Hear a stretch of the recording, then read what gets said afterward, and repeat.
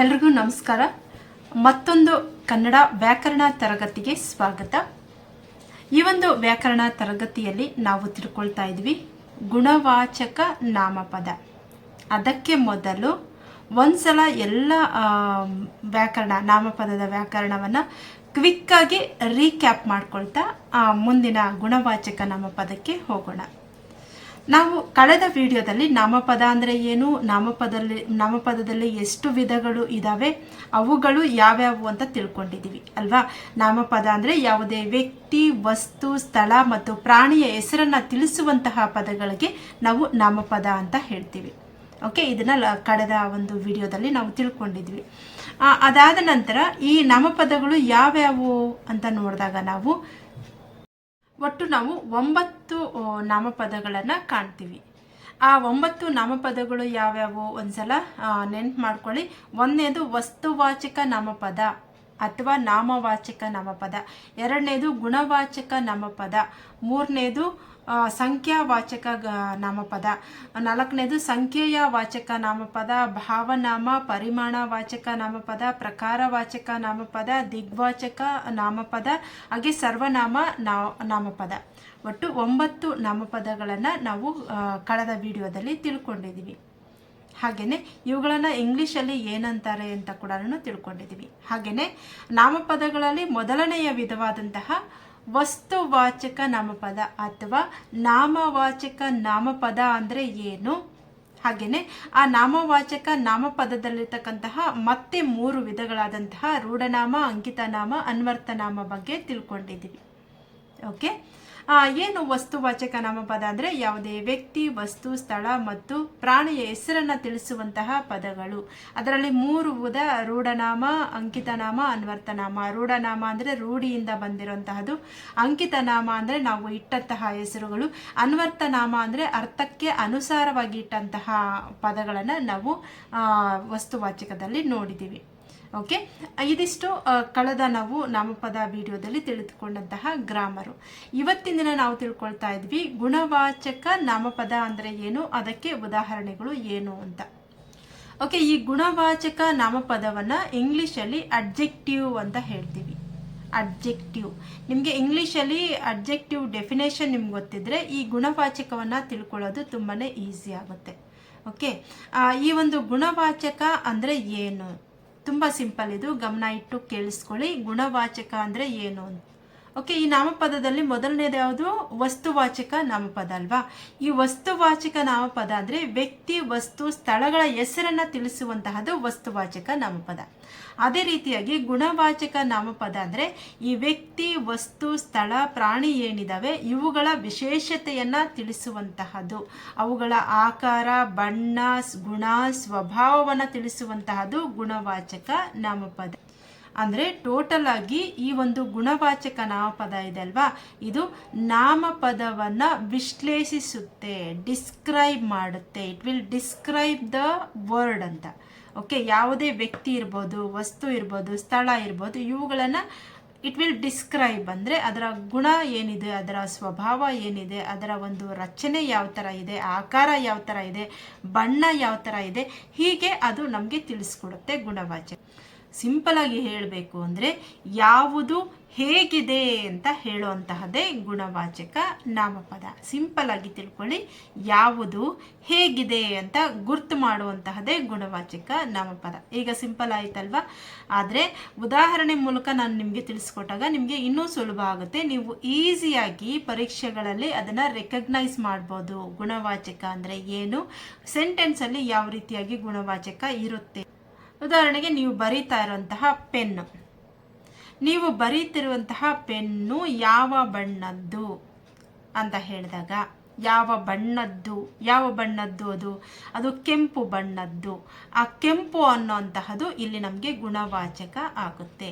ನಿನ್ನ ಬಳಿ ಇರುವಂತಹ ಬ್ಯಾಗ್, ಚೀಲ ಯಾವ ಬಣ್ಣದ್ದು ಅಂತ ಹೇಳಿದಾಗ ಯಾವ ಬಣ್ಣದ್ದು, ಅದು ಕಪ್ಪು, ನೀಲಿ ಅಂತ ಹೇಳುತ್ತೆ ಅಲ್ವಾ ಬಣ್ಣ. ಆ ಒಂದು ಬಣ್ಣವನ್ನು ತಿಳಿಸುವಂತಹದ್ದನ್ನೇ ಗುಣವಾಚಕ. ಅಥವಾ ಅದು ಒಂದು ಚಿಕ್ಕ ಬ್ಯಾಗ್ ಅಂತ ಹೇಳಿದಾಗ ಕೂಡ ಅದು ಗುಣವಾಚಕ ಆಗುತ್ತೆ. ಅದು ಒಂದು ನೀಲಿ ಬ್ಯಾಗು, ನೀಲಿ ಅದರ ಒಂದು ಬಣ್ಣವನ್ನು ಹೇಳ್ತಾ ಇದೆ, ಆದ್ದರಿಂದ ಇದು ಕೂಡ ಗುಣವಾಚಕ. ಇನ್ನು ಮಕ್ಕಳು ಹೂವನ್ನು ತಂದಿರ್ತಾರೆ, ಆ ಹೂವು ಯಾವ ಬಣ್ಣದ ಹೂ ಅಂತ ಹೇಳುವಂತಹದ್ದು. ಉದಾಹರಣೆಗೆ ಕೆಂಪು ಬಣ್ಣದ ಹೂ, ಆ ಬಣ್ಣ ಹೇಳ್ತಾ ಇದೆ ಅಲ್ವಾ ಕೆಂಪು ಅಂತ, ಆ ಕೆಂಪು ಅನ್ನೋಂತಹದೇ ಗುಣವಾಚಕ ಇಲ್ಲಿ. ಇನ್ನು ಅದು ಎಂತಹ ಹಣ್ಣು, ಮಕ್ಕಳ ಬಳಿ ಇರ್ತಕ್ಕಂತಹ ಹಣ್ಣು ಎಂತಹ ಹಣ್ಣು, ಅದು ಸಿಹಿನ ಹುಳಿನ, ಹೀಗೆ ಹಣ್ಣದ ರುಚಿಯನ್ನು ಹೇಳುವಂತಹದ್ದು ಕೂಡ ಗುಣವಾಚಕನೇ ಆಗುತ್ತೆ.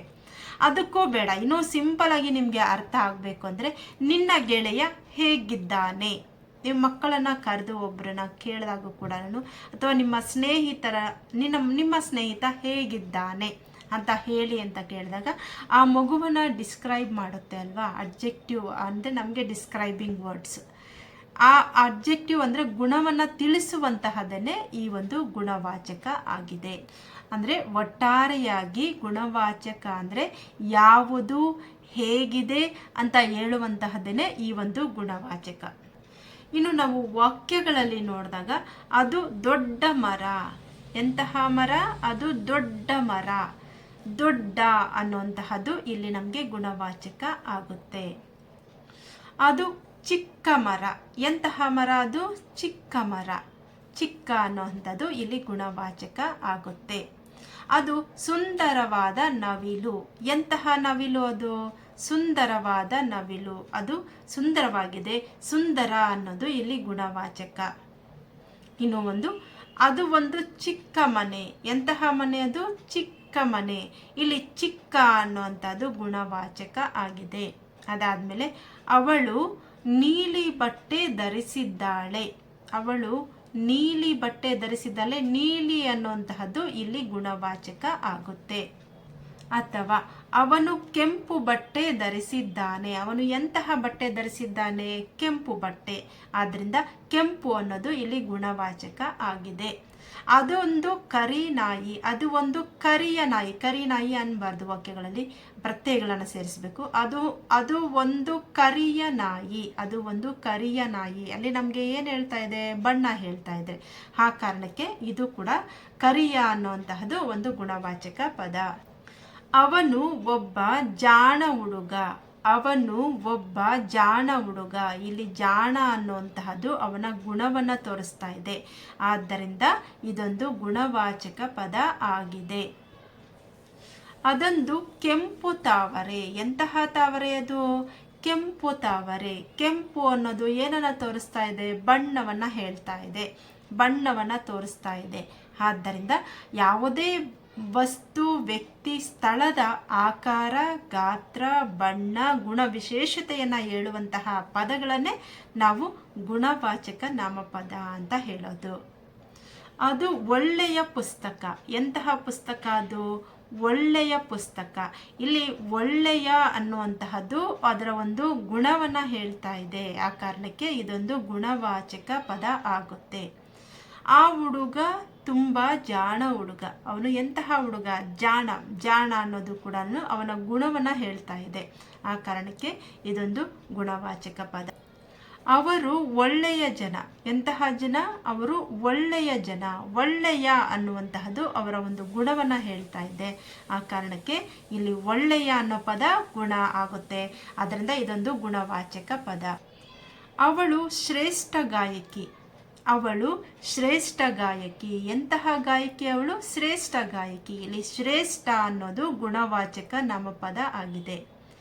ಅವರು ಒಳ್ಳೆಯ ಜನ, ಅವರು ಎಂತಹ ಜನ, ಒಳ್ಳೆಯ ಜನ, ಇಲ್ಲಿ ಒಳ್ಳೆಯ ಅನ್ನುವಂತಹದ್ದು ಗುಣವನ್ನು ಹೇಳ್ತಾ ಇದೆ, ಆ ಕಾರಣಕ್ಕೆ ಇದೊಂದು ಗುಣವಾಚಕ ನಾಮಪದ.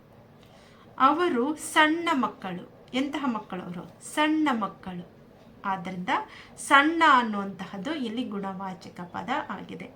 ಅವನು ಒಳ್ಳೆಯ ಸ್ನೇಹಿತ, ಅವನು ಒಳ್ಳೆಯ ಸ್ನೇಹಿತ, ಎಂತಹ ಸ್ನೇಹಿತ, ಅವನು ಒಳ್ಳೆಯ ಸ್ನೇಹಿತ, ಅವನ ಗುಣ ಸ್ವಭಾವವನ್ನು ಹೇಳ್ತಾ ಇದೆ, ಆ ಕಾರಣಕ್ಕೆ ಇಲ್ಲಿ ಒಳ್ಳೆಯ ಅನ್ನುವಂತಹದ್ದು ಗುಣವಾಚಕ ನಾಮಪದ ಆಗಿದೆ.